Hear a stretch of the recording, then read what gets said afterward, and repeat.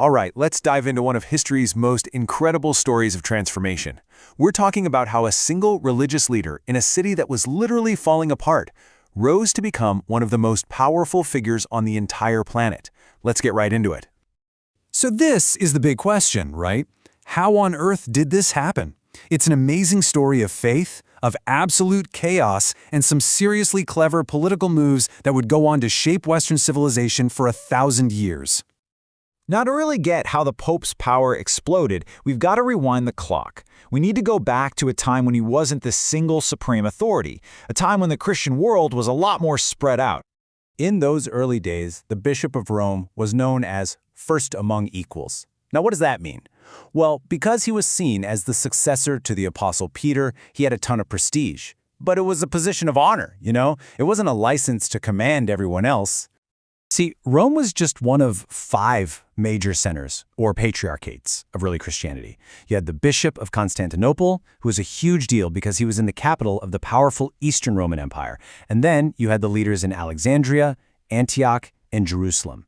Power was very, very much shared. But then, everything changed. And the event that catapulted the Bishop of Rome to a whole new level of power wasn't some grand victory. Nope. It was a complete and utter catastrophe, the total collapse of Roman authority in the West. And the collapse was shockingly fast. Within a single lifetime, the Eternal City gets sacked over and over, and the imperial government just evaporates. But notice who steps up in 452. It wasn't a general who met Attila the Hun face to face. It was Pope Leo I. That's a huge sign of things to come. So, with the emperors and their armies gone, this massive power vacuum opens up. Society was breaking down, and anybody, had to step in and hold it all together.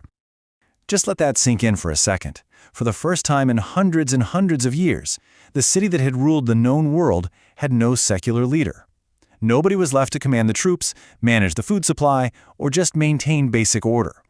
And this was the absolute turning point. In a city of ghosts and ruins, the Bishop of Rome was the last thread of authority, the last bit of stability and large-scale organization left standing.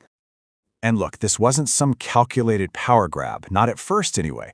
It was a response to a crisis. It was pure necessity. As the government failed, the church, with its own land, its own wealth, and its organization, basically became the de facto government. It was the popes who started negotiating with barbarian kings, who organized the city's defenses, and who were literally keeping people from starving to death. Okay, so taking over the day-to-day running of the city is one thing. But to make this new authority permanent, it needed a powerful spiritual justification. The Bishop of Rome couldn't just be a good city manager. He had to be seen as something much, much more. And they found what they were looking for right here, in this verse from the Gospel of Matthew. This became the ideological bedrock of papal power. The argument was pretty simple. Jesus gave this special authority, the keys to the kingdom, directly to Peter. And this idea, the Petrine doctrine, is what turned that Bible verse into real institutional power.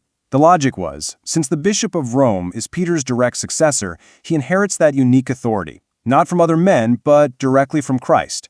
This is what elevated the Pope from being first among equals to the supreme head of the Church on earth. So by this point, the Pope has practical authority from running Rome and a theological claim to supreme spiritual power. But there was one final, crucial piece of the puzzle missing: military muscle to protect it all. Right. For all their growing influence, the popes were militarily weak. They were surrounded by rivals and hostile powers in Italy, and they had no army of their own. They needed a powerful friend, a friend with a lot of swords. And this alliance? Wow, it created a whole new world order. The Pope gets his military protector, sure, but look at the exchange. The papacy gets a huge chunk of land, which creates the Papal States and makes the Pope a king in his own right. And then, the ultimate power move. On Christmas Day, the Pope himself crowns an emperor. The message this sent was stunning. Earthly power comes from God, and it flows through his representative on earth, the Pope. And we're not talking about a small backyard here. At its peak, the territory ruled directly by the Pope, the Papal States, covered over 16,000 square miles of Italy. This meant the Pope had to manage armies, taxes, and treaties just like any other king for more than 1,000 years. And there you have it.